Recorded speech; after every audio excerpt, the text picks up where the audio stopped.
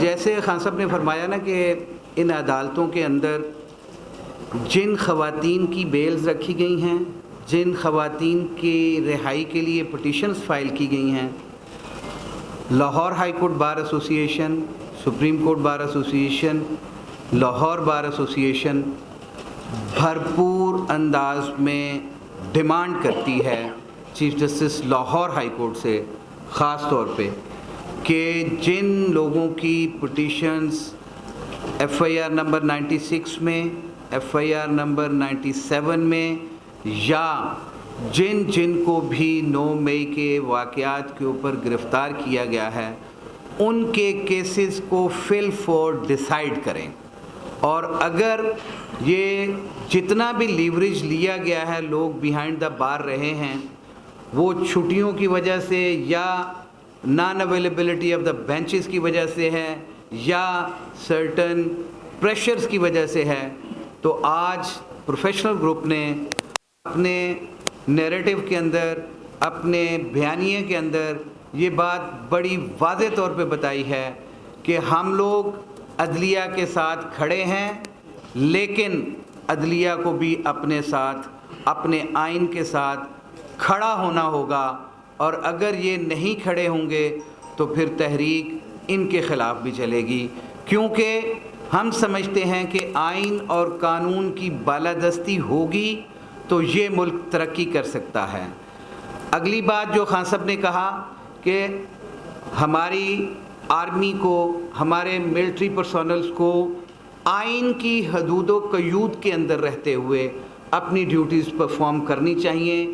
Over and access to anything, جیسے بعد میں پھر کہا جاتا ہے کہ ہم نے اس وقت یہ کیا تھا، آج ہم نیوٹرل ہو گئے ہیں، آج ہم نے کچھ نہیں کیا، یا ہمارا آج کے بعد یہ ہے. میرا یہ کہنا ہے کہ آئین 1973 میں وضع کیا گیا تھا. 1973 میں حدود و قیود کا تعین کر دیا گیا تھا. تمام بیوروکریٹس کے کیا کیا ہیں، ایگزیکٹو کے کیا اختیارات ہیں، جوڈیشری کے کیا اختیارات ہیں، ملٹری کے کیا اختیارات ہیں. ہمارا آج بھرپور مطالبہ یہی ہے کہ اس آئین میں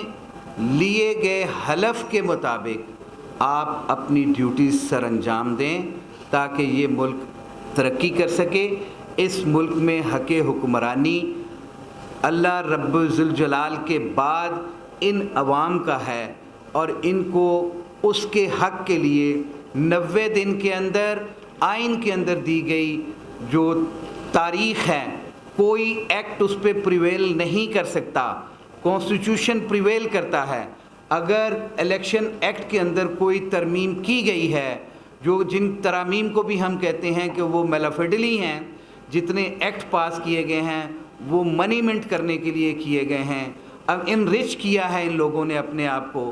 تو ان کو تو ہم ویسے چیلنج کر چکے ہیں، عدالتوں میں جا چکی ہیں وہ سب چیزیں. لیکن اس کے ساتھ ساتھ میرا یہ مطالبہ ہوگا، ہماری تمام جو اس وقت قیادت موجود ہے اسٹیج پہ، اور باقی جو سارے دوست یہاں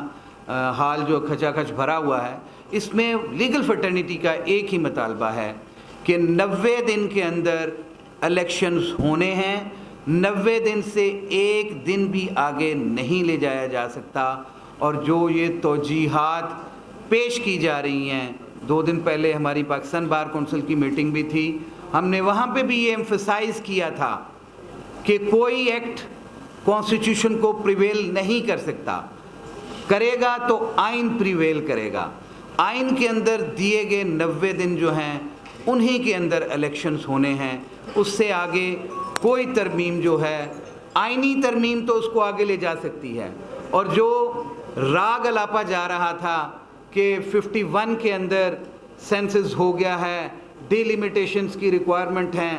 تو اس کے اندر جب صوبوں کی سیٹیں بڑھائی نہیں جا سکتی آئینی ترمیم کے علاوہ کوئی اور رستہ نہیں ہے، تو وہ الیکشن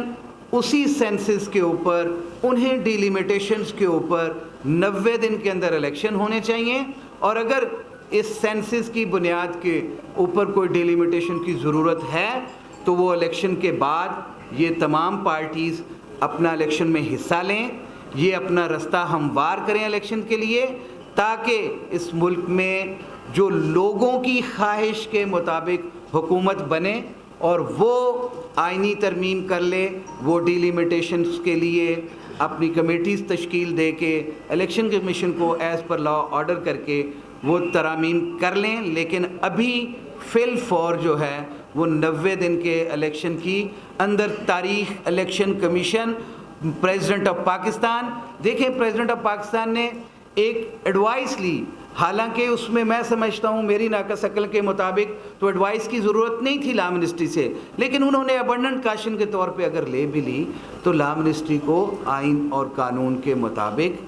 وہ ایڈوائس دینا چاہیے تھی، اور الیکشن کمشنر کے پاس، چیف الیکشن کمشنر کے پاس کوئی اختیار نہیں ہے کہ اگر انہیں صدر پاکستان بلاتے ہیں الیکشن کی تاریخ کے تعین کے لیے تو اس سے انکار نہیں کر سکتے۔ یہ انہوں نے بھی اپنے اوتھ کی وائلیشن کی ہے۔ لہذا ہمارا مطالبہ ہے